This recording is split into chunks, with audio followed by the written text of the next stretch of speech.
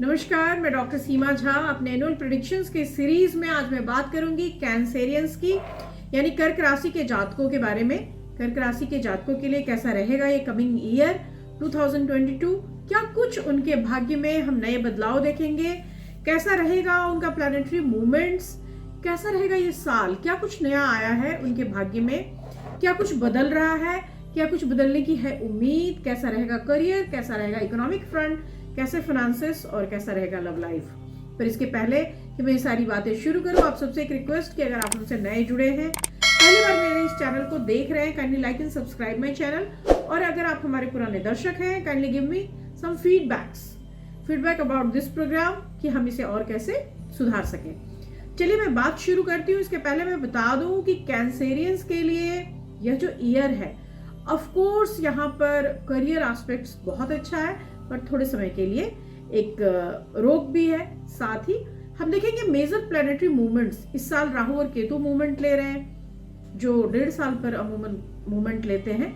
हम इस साल चंद्रमा का मूवमेंट देख रहे हैं, जो अमूमन सबसे कम दिनों में मूवमेंट लेता है। और साथ ही हम देखेंगे बृहस्पति और शनि जैसे भारी ग्रहों का भी ट्रांजिट, जिसका एक इम्पैक्ट लॉन्ग टर्म होगा। बाकी सारे ग्रह जो 1 महीने 28 दिन या 1.5 महीने का समय लेते हैं, उनके तो लगातार चलते रहते हैं ट्रांजिट्स।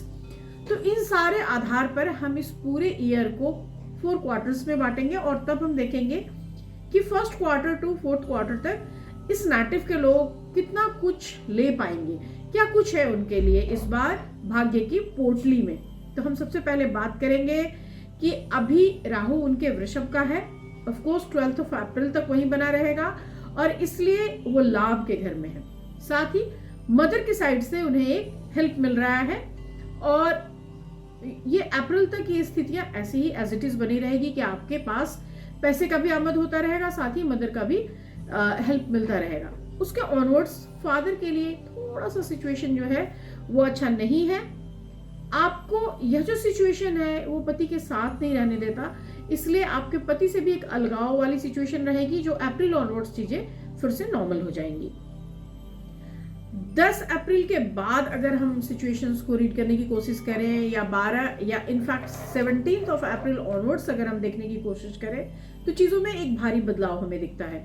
बृहस्पति का ट्रांजिट हो जाएगा, तब तक शनि थोड़ा सा अपना घर बदलेंगे और साथ ही हम देखेंगे कि कैसे आपका करियर, कैसे आपका फाइनेंस इससे अफेक्टेड हो रहा है। सो if I am telling about the first quarter of this year, the month of January, due to the placement of Saturn in your 7th house, you might feel very much workload, बहुत pressurise, थका हुआ। Even मैं कह सकती हूँ कि थोड़ा सा हेल्थ वाइज भी एक डिरेलमेंट आप फील करते रहेंगे। Although in mid January health matters जो है वो आपके फोकस में आएगा, लेकिन एक अच्छी चीज जो होगी कि आप उससे उभरते जाएंगे। वो कभी भी वो हेल्थ हजार्ड्स आपके ऊपर हावी नहीं होंगे और ऑफ कोर्स उसके लिए आप चीजों को थोड़ा सा उस हिसाब से मैनेज करेंगे कि वो चीजें ढंग से निकल जाए।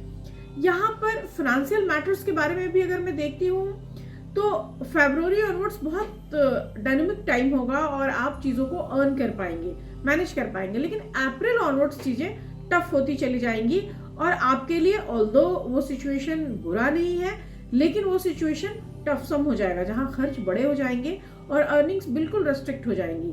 सो you have to plan accordingly. अगर आपके पास कुछ ऐसा सिचुएशन आता है तो आपको उसके अकॉर्डिंगली प्लान करना पड़ेगा। इन the month of April the transit of Jupiter in the 9th house that will keep you focused on home और करियर डेवलपमेंट, और इट मे कि आपको कोई बेबी हो। तो अप्रैल से जून के बीच का जो समय होगा, इनफैक्ट मैं जुलाई 12 कह सकती हूँ, तो वहां पर नई चीजों का एक आना हम देखेंगे। साथ ही अगर मैं बात करती हूँ तो इन the month of May mercury turns retrograde, तो वो फिर से वापस से अपने बैक ट्रैकिंग पर आ जाएगा और इसलिए मैं कह सकती हूँ कि यहाँ पर आपका जो फाइनेंशियल कंडीशन है, जो इकोनॉमिक कंडीशन है, वो डिरेलमेंट की तरफ आना शुरू कर देगा। In the month of July Saturn moves in the sign of Capricorn, तो ये जो सिचुएशन बनेगी यहाँ पर मैं कह सकती हूँ कि थोड़ा सा आप कोशिश करना शुरू कर देंगे। ऑल्दो आप आपकी जो कोशिशें हैं उससे बहुत ज़्यादा कुछ नहीं आएगा, लेकिन आपकी जो एंजाइटी है वो धीरे धीरे रिलैक्स होनी शुरू हो जाएगी। So you feel light, you feel elevated. अंदर की खुशी एक बहुत बड़ी चीज़ है, और अगर वो चीज़ आपको मिलती है, जैसा कि हम हमेशा कहते हैं, कर्क राशि के जो जातक होते हैं वो भावनाओं के भूखे होते हैं, भाव के भूखे लोग होते हैं। जो भावना प्रधान राशियां हैं, खासतौर से ऐसी जलीय राशियां जिनके जीवन में अगर कुछ नया आए, कोई नया सदस्य, बच्चा या कोई नई चीज हो, तो वो उसके साथ अपने आप को कंप्लीट फील करते हैं। तो ये कंप्लीटनेस का एक भाव देगा, और इसलिए आप स्ट्रेस फ्री होंगे इस समय। और जैसे ही आप स्ट्रेस फ्री होंगे, आपके लिए मनी मैटर्स या पावर या अदर चीजें जो है उसकी सीकिंग कम हो जाएगी। तो that is very good time for you. I can say कि आप जो चीजें पास्ट 2 years से कर रहे थे, उसके लिए एक आपको लगेगा कि हाँ ठीक है, जिस चीज का भी मैंने वेट किया वो चीज अभी मुझे मिल रही है या मुझे मिल गई है। आप जब मंथ ऑफ अक्टूबर की बात मैं करती हूँ, तो यहाँ पर आप एक बड़े अच्छे सिचुएशन में आते हुए मुझे दिखाई दे रहे हैं। अक्टूबर ऑनवर्ड्स सिचुएशन फिर से काफी चेंज हो जाएगा। सो इस पूरे ही साल में जो ये समय है, ये कई एक बार डिरेल होगा, खासतौर से जब चंद्रमा राहु के साथ या चंद्रमा शनि के साथ आएगा, क्योंकि आपके राशि का स्वामी चंद्रमा है। तो जब भी शनि या राहु के कांटेक्ट में आएगा तो डिरेलमेंट आएंगी, आपके लिए चीजें थोड़ी सी ट्रबलसम होंगी। लेकिन उस पर्टिकुलर टाइम में सूर्य, मंगल और गुरु का साथ, ये 3 प्लैनेट्स आपके लिए बहुत फेवरिंग है, और ये फेवरिंग प्लैनेट्स उन सारे ही मोमेंट्स में आपको गार्ड करेंगे। तो इसलिए ये कहा जा सकता है कि कैंसेरियंस के लिए ऑफ कोर्स ये आने वाला साल जो है, कहीं कहीं पर चूंकि चंद्रमा के मूव्स के साथ राहु या शनि के आते ही आपको ट्रबल हो रहा है, और चंद्रमा सबसे ज्यादा ट्रांजिट्स लेते हैं, तो ऑफ कोर्स ये कई एक बार होगा जीवन में कि आपको कुछ छोटी परेशानियां आई, लेकिन आप उसे तुरंत ही उबर जाएंगे, क्योंकि आपके साथ सूर्य, मंगल या गुरु की स्थितियां पॉजिटिवली आपको थामे रहेंगी। और that is very good situation for you people कि आपके लिए सिचुएशंस चेंज हो रहे हैं। मंथ ऑफ अक्टूबर में जहां मार्स ट्रांजिट करेगा जेमिनी में जाके, तो यहाँ पर आप बहुत सारी चीजें रिस्टोर करेंगे। यहाँ पर एनर्जी एक गेन करने वाले सिचुएशन में आप आएंगे, और आप अपने लिंक्स को, आप अपने कम्युनिकेशन को बहुत अप करेंगे, बहुत हाई करेंगे। नतीजा, बहुत सारे लोगों से कांटेक्ट होगा और आपके प्रॉफिट्स आने शुरू हो जाएंगे। So if you are in a good business, तो ये पर्टिकुलर टाइम आपको लाभ दे जाएगा।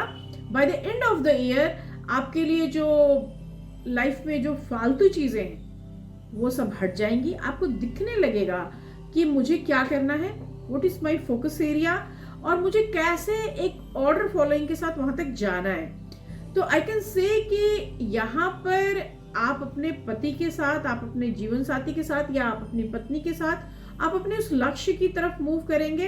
एंड इस तरह से मैं कह सकती हूँ कि ओवरऑल जो जुपिटर का ट्रांजिट है, जो सैटर्न का ट्रांजिट है, या एंड फेज में जाके जो मार्स का ट्रांजिट है, ये सब आपके लिए कहीं ना कहीं फेवरेबल कंडीशंस लेकर आएंगे।